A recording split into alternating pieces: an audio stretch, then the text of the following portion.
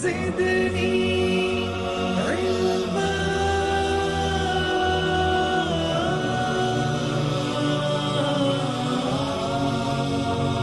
رب زدني علما.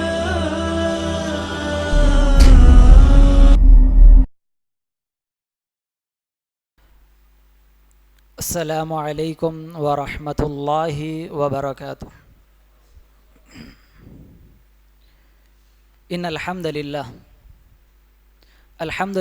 نحمده ونستعینه ونستغفره ونعوذ باللہ من شرور انفسنا ومن سیئات اعمالنا من يهد الله فلا مضل له ومن يضلل فلا هادي له واشهد ان لا اله الا الله واشهد ان محمدا عبده ورسوله. يا ايها الذين امنوا اتقوا الله حق تقاته ولا تموتن الا وانتم مسلمون. يا ايها الناس اعبدوا ربكم الذي خلقكم من نفس واحده وخلق منها زوجها وبث منهما رجالا كثيرا ونساء واتقوا الله الذي تساءلون به والأرحام إن الله كان عليكم رقيبا. يا أيها الذين آمنوا اتقوا الله وقولوا قولا سديدا يصلح لكم أعمالكم ويغفر لكم ذنوبكم ومن يطع الله ورسوله فقد فاز فوزا عظيما. أما بعد فإن خير الحديث كتاب الله وخير الحدي حدي محمد صلى الله عليه وسلم وشر الأمور محدثاتها وكل محدثة بدعة وكل بدعة ضلالة وكل ضلالة في النار. فأعوذ بالله من الشيطان الرجيم. بسم الله الرحمن الرحيم. وما خلقت الجن والإنس إلا ليعبدون. محترم حاضرین، اللہ تعالیٰ کا احسان ہے کہ اس نے ہمیں زمین کی سب سے بابرکت جگہ، سب سے اچھی جگہ پر ہمیں جمع ہو کر کچھ دین کی باتیں کہنے اور کچھ دین کی باتیں سننے کی توفیق عنایت فرمائی. حاضرین، اللہ کے نبی کریم صلی اللہ علیہ وسلم کی حدیث ہے، فرمایا آپ نے من لم یشکر الناس لم یشکر اللہ، کہ وہ شخص جو شخص انسانوں کا، اللہ کے بندوں کا شکریہ ادا نہیں کرتا، گویا کہ اس نے اللہ کا بھی شکریہ ادا نہیں کیا. تو بھائیو، میں یہاں کے مسجد کے ذمہ داران، کمیٹی کے ذمہ داران، سوسائٹی کے ذمہ داران کا شکریہ ادا کرتا ہوں کہ انہوں نے ایک ناچیز کو آپ کے سامنے کچھ باتیں کرنے کا موقع دیا.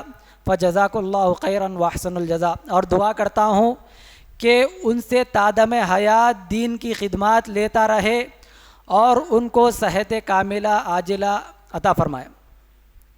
محترم حاضرین، آج کا جو ہمارا ٹاپک ہے، آج کا جو ہمارا عنوان ہے، وہ مقصد حیات، یعنی زندگی کا مقصد، مقصد زندگی، اس تعلق سے آج ہم جاننے کی کوشش کریں گے. تو حاضرین، اللہ تعالیٰ نے اس کائنات کو پیدا کیا، اس کائنات کو اللہ تعالیٰ نے بنایا، زمین و آسمان کو اللہ تعالیٰ نے پیدا کیا، چاند و سورج کو اللہ تعالیٰ نے پیدا کیا، اور اسی طرح جانوروں کو، چرند پرند کو، ہر مخلوق کو اللہ تعالیٰ نے اس دنیا میں پیدا کیا. تو کیا اللہ تعالیٰ نے ان مخلوقات کو بلا مقصد، بغیر مقصد کے یوں ہی پیدا کر دیا؟ کوئی مقصد ان مخلوقات کا نہیں ہے؟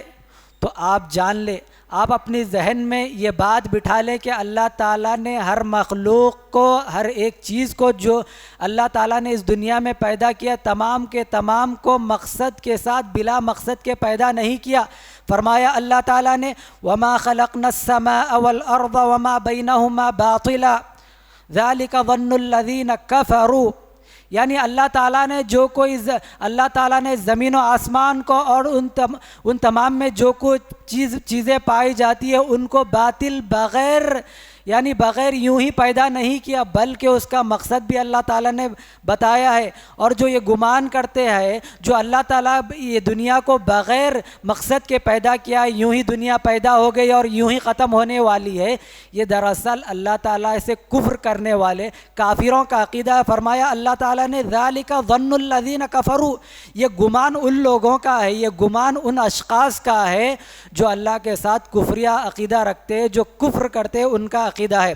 اور اسی طرح دوسری جگہ اللہ تعالیٰ نے فرمایا وَمَا خَلَقْنَا السَّمَاءَ وَالْأَرْضَ وَمَا بَيْنَهُمَا لَاعِبِينَ، یعنی اللہ تعالیٰ نے آسمان و زمین کو اور ان میں جو کچھ چیزیں پائی جاتی ہیں ان کو کھیل و کود کے لیے پیدا نہیں کیا۔ لعبہ، یہ جو صیغہ ہے لاعبین، لعبہ عربی زبان میں کھیل و کود کو کہتے ہیں۔ لعب یلعب یعنی کھیل و کود، اور اسی لیے کھیلنے کی جگہ گراؤنڈ کو ملعب یعنی کھیلنے کی جگہ کو ملعب کہا جاتا ہے۔ اللہ تعالیٰ نے زمین و آسمان کو اور تمام جو کچھ چیزیں پائی جاتی ہیں ان کو کھیل و کود کے لیے پیدا نہیں کیا۔ تو معلوم ہوا کہ اللہ تعالیٰ نے جو کوئی چیز پیدا کی ہے تو با مقصد پیدا کی ہے، کوئی نہ کوئی مقصد ہے جو اللہ تعالیٰ نے بتایا، جو کچھ مقاصد اللہ تعالیٰ نے قرآن میں بیان کیے وہ ہم کو معلوم ہے۔ اس کے علاوہ جو کوئی مقصد اللہ تعالیٰ نے نہیں بیان کیا وہ اللہ بہتر جاننے والا ہے۔ آئیے میں چند چیزوں کے جو مقصد اللہ تعالیٰ نے قرآن میں بیان کیے ان کو بیان کرنے کی کوشش کرتا ہوں۔ سب سے پہلے تو اللہ تعالیٰ نے چاند و سورج کو پیدا کیا تو اس کے تعلق سے قرآن مجید میں اللہ تعالیٰ نے فرمایا هو الذی جعل الشمس ضیاء، وہی اللہ تعالیٰ ہے، وہی خالق ہے، وہی مالک ہے، وہی رازق ہے جس نے سورج کو روشنی دیا، روشن پیدا کیا ہے۔ اور اس کے بعد فرما رہا ہے والقمر نورا، والقمر اور نورا یعنی اللہ تعالیٰ نے چاند کو نور سے بنایا، نور اللہ تعالیٰ نے چاند کو نور دیا۔ پھر فرمایا اس کا مقصد بیان کرتے ہوئے فرمایا وَقَدَّرَهُ مَنَازِلَ لِتَعْلَمُوا عَدَدَ السِّنِينَ وَالْحِسَابَ، یعنی اللہ تعالیٰ نے چاند کو بنایا، اس میں اللہ تعالیٰ نے اس میں منزلیں مقدر کر دیے، اس میں منزلیں پیدا کر دیے تاکہ انسان جان سکے اس کے مطابق چاند کو دیکھ کر مہینوں کی گنتی، سال کی گنتی پورا کر سکے۔ یعنی اللہ تعالیٰ معلوم ہوا چاند کے بنانے کا مقصد یہ ہے کہ ہم انسان مہینوں کی گنتی یعنی چاند کو دیکھ کر روزوں کی افتتاح کرے اور چاند کو دیکھ کر روزوں کو ختم کرے، روزوں کی انتہا کرے۔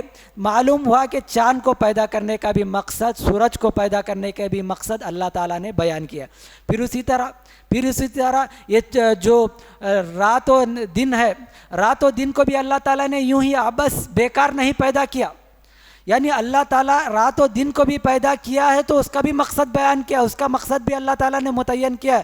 فرمایا اللہ تعالیٰ نے وَجَعَلْنَا اللَّيْلَ لِبَاسًا، وَجَعَلْنَا اللَّيْلَ لِبَاسًا یعنی اللہ تعالیٰ نے رات کو لباس کے لیے، اوڑھنے کے لیے، سکون حاصل کرنے کے لیے، آرام حاصل کرنے کے لیے اللہ تعالیٰ نے رات کو بنایا۔ اس کے برمقابل دن کو اللہ تعالیٰ نے وَجَعَلْنَا النَّهَارَ مَعَاشًا یعنی اللہ تعالیٰ نے دن کو معاش کے لیے، روزی روٹی کمانے کے لیے، ہمارے کاروبار کے لیے، ہماری دنیاوی معاملات کو انجام دینے کے لیے اللہ تعالیٰ نے دن کو پیدا کیا۔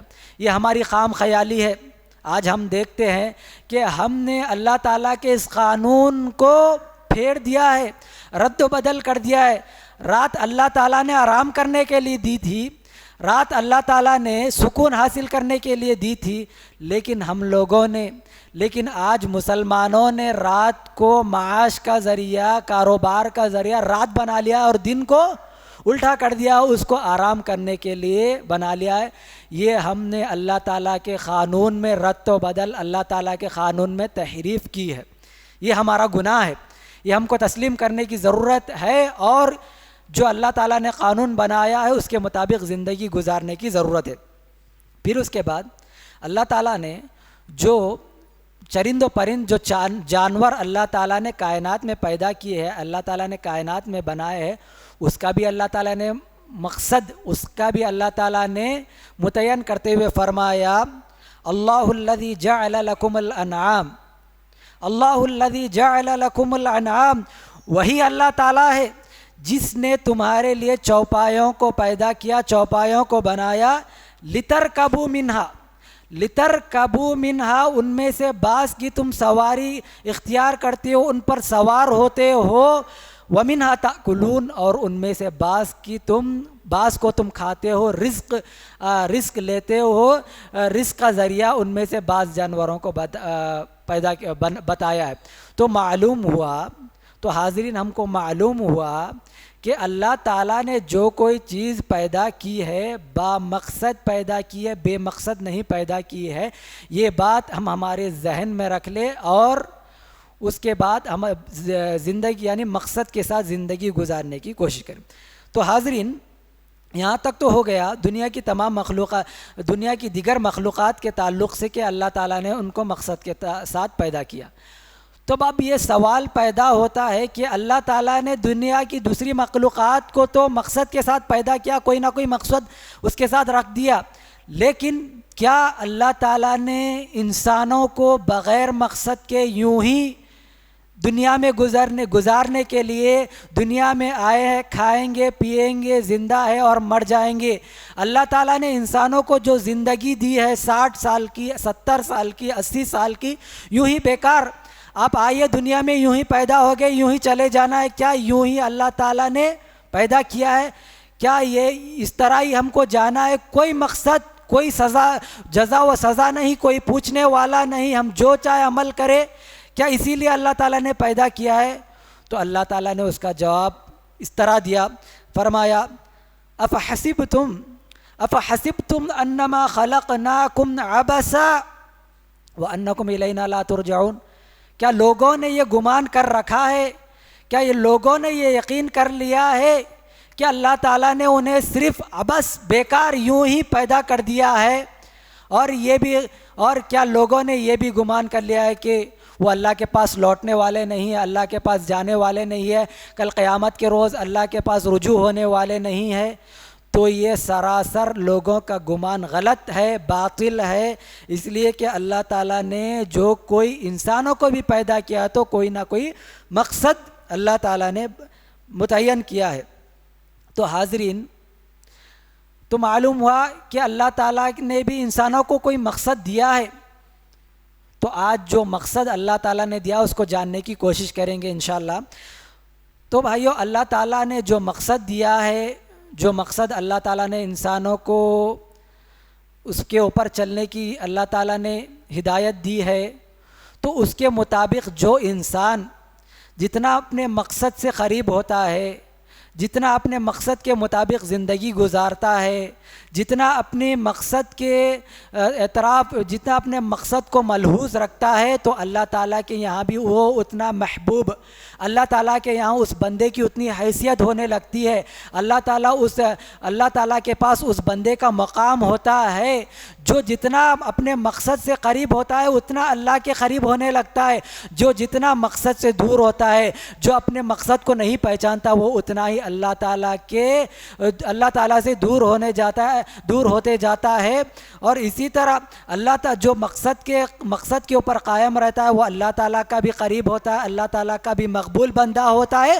اسی طرح دنیا والوں کے درمیان بھی، دنیا والوں کے یہاں بھی، اپنے ساتھیوں کے یہاں بھی وہ مقبول ترین، وہ اس کی حیثیت ہوتی ہے، اس کا کوئی مقام ہوتا ہے۔ تو اس کا دلیل کیا ہے بھائی؟ اس کی دلیل کیا ہے؟ جو مقصد کے ساتھ زندگی گزارتا ہے تو وہ دنیا والوں کے یہاں بھی مقبول ہو جاتا ہے، دنیا والوں کے یہاں بھی اس کی حیثیت ہوتی ہے۔ تو اس کی دلیل فرمایا اللہ تعالیٰ نے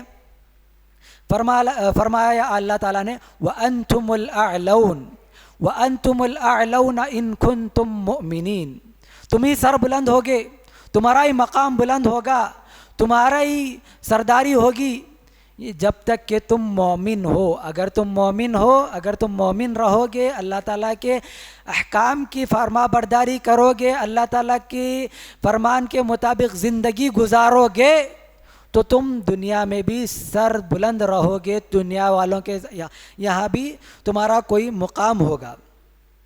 تو حاضرین، اللہ تعالیٰ کے پاس بھی جب ایک بندہ اپنے زندگی کے مقصد کو جانتا ہے، اس کے مقصد کے مطابق زندگی گزارتا ہے، تو اللہ تعالیٰ کے یہاں اس کا مقام رہتا ہے، اللہ تعالیٰ کے یہاں وہ مقبول ترین بندہ ہوتا ہے۔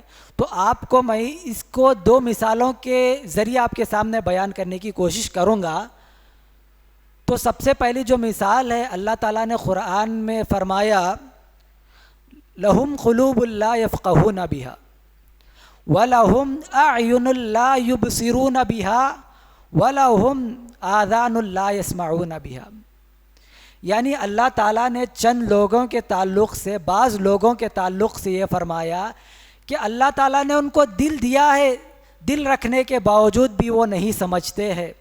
اللہ تعالیٰ نے انہیں آنکھیں دی ہے، آنکھیں رکھنے کے باوجود بھی وہ نہیں دیکھتے ہیں۔ اللہ تعالیٰ نے انہیں کان دیے ہیں، کان کے باوجود بھی وہ سننے کا کام کان سے نہیں لیتے۔ یعنی اللہ تعالیٰ کے پیغمبر، اللہ تعالیٰ کے رسول، اللہ تعالیٰ کی ہدایتیں، اللہ تعالیٰ کے احکام ان کے پاس آئے، پھر بھی ان سب کو دیکھنے کے باوجود، ان سب کو سننے کے باوجود بھی وہ ان پر ایمان نہیں لاتے، ان کے بتائے ہوئے طریقے کے مطابق زندگی نہیں گزارتے۔ ایسے لوگوں کے مطابق اللہ تعالیٰ نے فرمایا اولئک کالانعام، ایسے لوگ چوپائیوں کی طرح، جانوروں کی طرح، بلکہ اولئک کالانعام بل ہم اضل، اس سے بھی گئے گزرے ہیں جو اپنی مقصد کے مطابق زندگی نہیں گزارتے۔ ایسے لوگوں کی تشبیہ اللہ تعالیٰ نے جانوروں سے دی، بلکہ ان سے بھی بدتر ہے، جانوروں سے بھی بدتر ہے، ایسے لوگوں کی اللہ تعالیٰ نے مثال دی۔ معلوم ہوا کہ جو شخص مقصد کے مطابق زندگی نہیں گزارتا، وہ جانوروں کی طرح ہے، وہ اس سے بھی بدتر ہے۔ اس کے برمقابل ایک انسان مقصد کے مطابق زندگی گزارتا ہے، جو مقصد اللہ تعالیٰ نے متعین کیا اس کے مطابق زندگی گزارتا ہے، تو اس کے تعلق سے حضرت عبداللہ بن عمر رضی اللہ عنہما، کون ہے حضرت عبداللہ؟ حضرت عبداللہ خلیفہ ثانی حضرت عمر رضی اللہ عنہ کے فرزند۔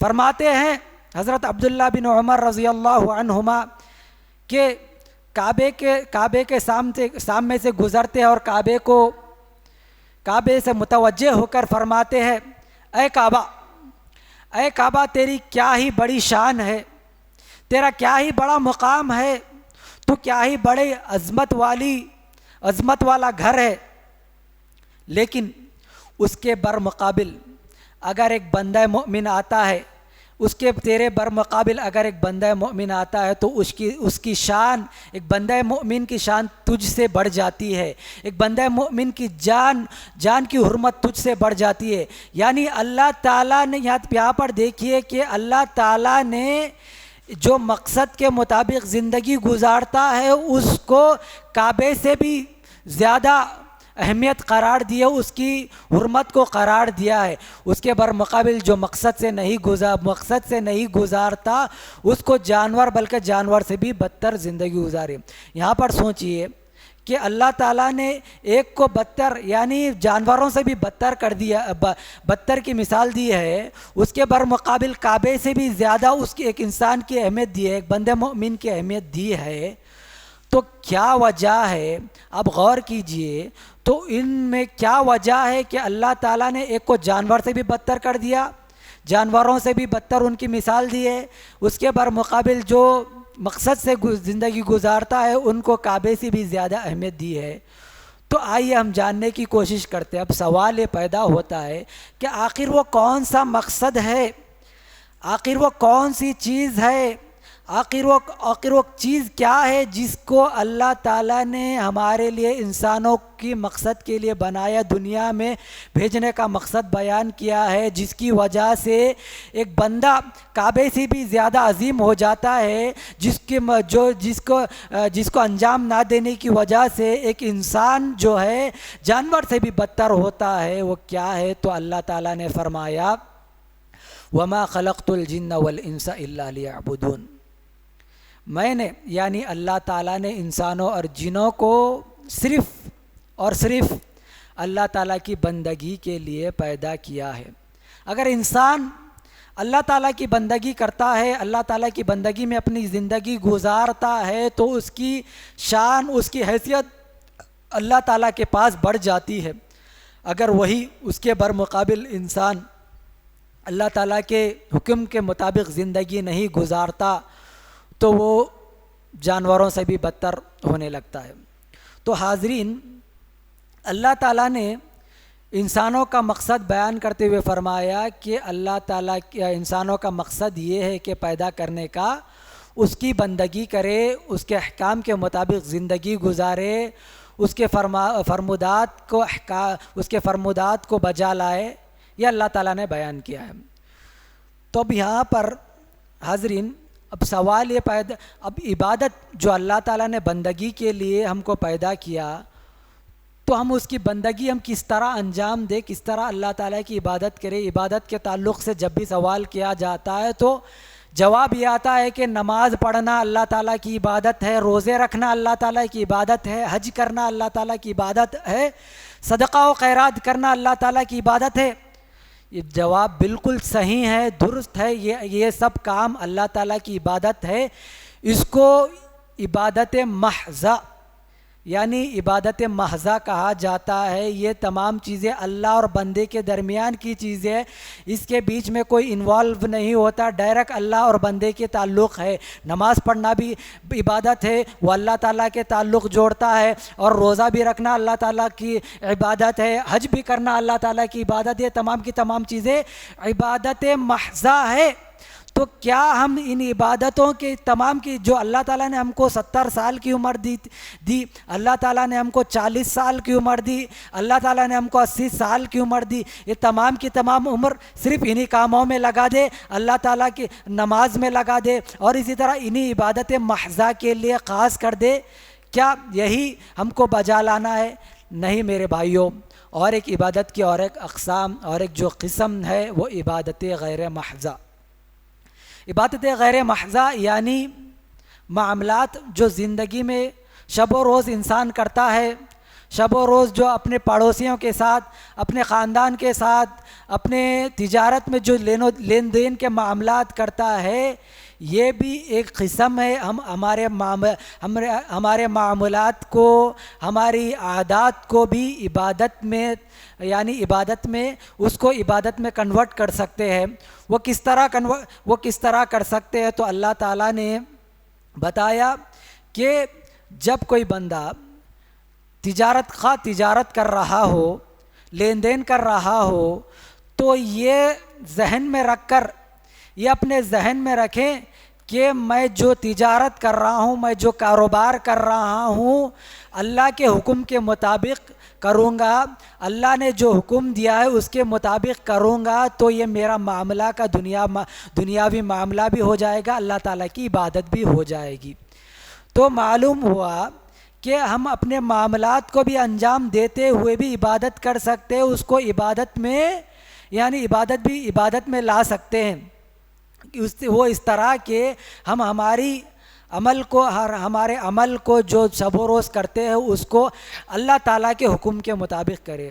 اگر ہم شادی بیاہ کا مسئلہ لے لیں، اگر ہم شادی بیاہ کر رہے ہیں تو اس میں بھی ہم اللہ تعالیٰ کے حکم کو مقدم رکھے کہ اللہ تعالیٰ نے کیا حکم دیا، نبی کریم صلی اللہ علیہ وسلم نے کس طرح کر بتایا ہے، کس طرح کرنے کا حکم دیا ہے، اس کو اگر ہم مقدم رکھتے ہیں تو اگر ہم دنیاوی معاملہ بھی ہو جائے گا، اور اللہ تعالیٰ کے حکم کے مطابق یعنی شادی کرنے کی وجہ سے ایک عبادت بھی ہو جائے گی۔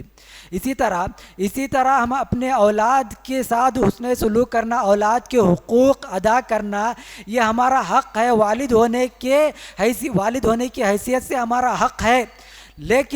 لیکن ہم اللہ تعالیٰ کے حکم کو سامنے رکھتے ہیں، مقدم کرتے ہیں، تو یہ ہمارا حق بھی ادا ہوتا ہے اور اللہ تعالیٰ کی عبادت بھی ہوتی ہے۔ بیوی کے ساتھ حسن سلوک کرنا، بیوی کے حقوق ادا کرنا، یہ میرا ایک شوہر کا حق ہے، لیکن اس کے ساتھ اگر ایک بندہ مومن، اگر ایک مسلمان اللہ کے نبی کے اللہ کے نبی کے حکم کو بجا لاتا ہے تو وہ عبادت ہو جاتے ہیں۔ ایک طرف اس کا حق بھی ادا ہو رہا ہے، دوسری طرف وہ عبادت بھی کر رہا ہے۔ اور اسی طرح والدین کے ساتھ حسن سلوک کرنا، اللہ تعالیٰ نے قرآن مجید میں جا بجا اپنی بندگی کے بعد والدین کے ساتھ حسن سلوک کی تاکید کی ہے۔ اگر ہم والدین کے ساتھ حسن سلوک کر رہے ہیں، یہ ہمارا حق ہے، تو اگر ہم والدین کے ساتھ حسن سلوک کر رہے ہیں اور اسی طرح ہم یعنی اللہ تعالیٰ کے حکم کے مطابق کر رہے ہیں، تو ایک طرف ہمارا حق بھی ادا ہو رہا ہے، دوسری طرف ہماری عبادت بھی ہو رہی ہے۔ تو عبادت، اللہ تعالیٰ نے ہماری انسان کی تخلیق کا جو مقصد اللہ تعالیٰ نے عبادت بیان کیا ہے، تو ہم عبادت محضہ اور غیر محضہ کو دونوں سامنے رکھ کر اگر ہم کر رہے ہیں تو ہماری تمام کی تمام زندگی جو اللہ تعالیٰ نے ہم کو دی ہے، تمام کی تمام عبادت میں گزر رہی ہے۔ اگر ہم ان پر انجام دے رہے ہیں تو تمام کی تمام یعنی عبادت میں گزر رہی ہے۔ اگر ہم ان کو سامنے نہیں رکھ رہے ہیں تو ہماری زندگی یعنی عبادت میں نہیں گزر رہی ہے۔ یعنی ہم جو کچھ اللہ تعالیٰ نے دیا ہے، سب کے سب دنیا کا جو کوئی معاملہ ہو، اللہ تعالیٰ کی اطاعت و فرما برداری کو مقدم رکھ کر ہم کرنے کی کوشش کریں۔ تو اسی طرح جو ہے اللہ تعالیٰ نے انسانوں کو پیدا کیا تو مقصد کے ساتھ پیدا کیا۔ تو آج لوگوں کا کہنا یہ ہے کہ بھائی جو دنیا کا مزہ ہے دنیا داری میں ہے، کہ ہم کہاں آخرت کی بات کریں۔ تو اللہ کے نبی کریم صلی اللہ علیہ وسلم نے فرمایا، ذاق طعم الایمان من رضی باللہ ربا وبالاسلام دینا وبمحمد نبیا، کہ اس شخص کا مزہ بھی یعنی جو اللہ تعالیٰ کو رب مانتا ہے، نبی اسلام کو دین مانتا ہے، دین برحق مانتا ہے، اور نبی کریم صلی اللہ علیہ وسلم کو اپنا نبی مانتا ہے، اپنا آئیڈیل مانتا ہے، تو اس کا ایمان بھی اس کو مزہ دینے لگتا ہے۔ ہمارا یہ گمان کہ دنیا کا مزہ دنیا داری میں ہے، یہ بالکل غلط ہے۔ اسی لیے کہ نبی کریم صلی اللہ علیہ وسلم نے فرمایا، ذاق طعم الایمان، یعنی ایمان کا مزہ جب ہے، ایک بندہ مومن کو ایمان کی لذت اس وقت محسوس ہوتی ہے کہ جب وہ اللہ تعالیٰ کو اپنا رب مانے، نبی کو اپنا رسول مانے، اور دین اسلام کو اپنا سچا دین مانے۔ تو ایسے لوگوں کا ایمان بھی ان کو مزہ دینے لگتا ہے۔ تو بھائیو، جو میں نے آپ کے سامنے عبادت غیر محضہ کے تعلق سے بات کہی ہے، تو ایک مثال آپ کو صحابہ کی زندگی سے دینا چاہتا ہوں۔ صحابہ کی زندگی میں ایک مثال ہم کو ملتی ہے کہ صحابہ اکرام نبی کریم صلی اللہ علیہ وسلم کے ساتھ بیٹھے ہوئے تھے، مسجد میں تشریف فرما تھے۔ تو ایک نوجوان، ہٹا کٹا نوجوان جو آپ کی مجلس کے سامنے سے گزرتا ہے، تو صحابہ وہ آدمی کو دیکھ کر، وہ شخص کو دیکھ کر کہتے ہیں کہ کیا ہی بہتر ہوتا، کیا ہی اچھا ہوتا کہ یہ شخص اللہ کی راہ میں نکل جائے، اللہ کی راہ میں اپنی زندگی کو لگا دے۔ یعنی صحابہ کا کہنا یہ تھا کہ یہ انسان جو اللہ تعالیٰ نے اس کو صحت و تندرستی دی ہے، ہٹا کٹا ہے، اگر یہ جہاد فی سبیل اللہ میں نکل جاتا تو کیا ہی اچھا مقام ہوتا، اور اس کے ذریعے اسلام کو اچھی قوت حاصل ہوتی۔ صحابہ کا یہ کہنا تھا۔ تو نبی کریم صلی اللہ علیہ وسلم نے فرمایا، اگر یہ ہٹا کٹا شخص اپنے گھر سے اس مقصد سے نکلتا ہے کہ میں چند روزی کیا کاروبار کروں، کیا مزدوری کروں، مزدوری اس لیے کروں کہ میں مزدوری کر پیسے کماؤں تاکہ میں دوسروں کے ہاتھ میں ہاتھ پھیلانے سے باز آ جاؤں، یعنی میں روزی روٹی اس لیے کماؤں کہ دوسروں کے ہاتھ میں، دوسروں کے سامنے ہاتھ پھیلانے سے باز آ جاؤں، تو ایسے شخص کے تعلق سے اللہ کے نبی کریم صلی اللہ علیہ وسلم نے فرمایا ایسے شخص کا نکلنا بھی، اپنے روزی روٹی کے لیے نکلنا بھی اللہ تعالیٰ کی راہ میں نکلنے کے برابر ہے۔ اللہ تعالیٰ کی راہ میں نکلنا، اللہ تعالیٰ کی راہ میں نکلنا ہے۔ تو بھائیوں، اگر وہ انسان روزی روٹی کماتا ہے، کما کر اپنے ماں باپ کے لیے، اپنے ماں باپ کو روزی، اپنے ماں باپ کے لیے رزق مہیا کر سکوں، ایسے شخص کے لیے بھی کاروبار کے لیے نکلنا اللہ تعالیٰ کی راہ میں نکلنے کے برابر ہے۔ تو بھائیوں، معلوم ہوا کہ عبادت کو، جو عبادت ظاہرہ، عبادت محضہ ہے، اس کو بجا لاتے ہوئے بھی اپنے معاملات کو، اپنے مشغولیات کو، جو زندگی شب و روز کے ہے، اس کو بھی ہم عبادت میں بدل سکتے ہیں، عبادت میں تبدیل کر سکتے ہیں۔ صرف اتنا ہے کہ ہم اپنی نیتوں کو درست کر لیں کہ یہ جو میں کام انجام دے رہا ہوں وہ میرا حق بھی ہے، وہ میرا کاروبار بھی ہے۔ اس کے برمقابل جس طرح نبی نے حکم دیا، جس طرح اللہ تعالیٰ نے حکم دیا، اس کے مطابق اگر میں کروں گا تو اللہ تعالیٰ اس کا بدلہ مجھے دے گا، تو ہماری یہ عبادت بھی ہو جائے گی۔ ہم کو صرف اتنا کرنا ہے کہ ہمارے معاملات کو اللہ تعالیٰ کے رنگ میں رنگنے کی ضرورت ہے۔ ہماری شب و روز ہو، جو معاملات ہو، کاروبار ہو، رشتہ داروں کے ساتھ حسن سلوک ہو، اور اسی طرح پڑوسیوں کے ساتھ حسن سلوک ہو، ہمارے شادی بیاہ ہو، تمام کے تمام کو اللہ تعالیٰ کے رنگ میں رنگنے کی ضرورت ہے۔ فرمایا اللہ تعالیٰ نے صبغۃ اللہ، صبغۃ اللہ ومن احسن من اللہ صبغہ، اپنے صبغۃ اللہ یعنی اللہ تعالیٰ کے رنگ میں رنگ جاؤ، اور کیا ہی بہتر رنگ ہے جو اللہ تعالیٰ کا رنگ ہے۔ وَمَنْ أَحْسَنُ مِنَ اللَّهِ صِبْغَةً، کیا ہی بہترین رنگ ہے۔ یعنی ہماری تمام کی تمام زندگی کو اللہ تعالیٰ کے رنگ میں رنگنے کی ضرورت ہے۔ ہر معاملے کو، ہر چیز کو اللہ تعالیٰ کے حکم کے مطابق گزارنے کی ضرورت ہے۔ اللہ تعالیٰ کے یعنی مرضی کے مطابق زندگی گزارنے کی ضرورت ہے۔ شاعر نے کیا ہی خوب کہا ہے، فرمایا میری مرضی ہوئی گم جب سے تیری مرضی میں، میری مرضی ہوئی گم جب سے تیری مرضی میں، موت میں بھی پائے ہیں میں نے زندگی کے مزے۔ یعنی ہم کو چاہیے کہ ہم ہماری زندگی کے شب و روز ہر معاملات کو اللہ تعالیٰ کے مرضی کے مطابق گزارنے کی کوشش کرے، اللہ تعالیٰ کے حکم کے مطابق گزارنے کی کوشش کرے، تو ہم بندگی کا اصل مقصد تک پہنچ سکتے ہیں، جو اللہ تعالیٰ نے انسانوں کے دنیا میں بھیجنے کا مقصد جو متعین فرمایا تھا، اس کو پہنچ سکتے ہیں۔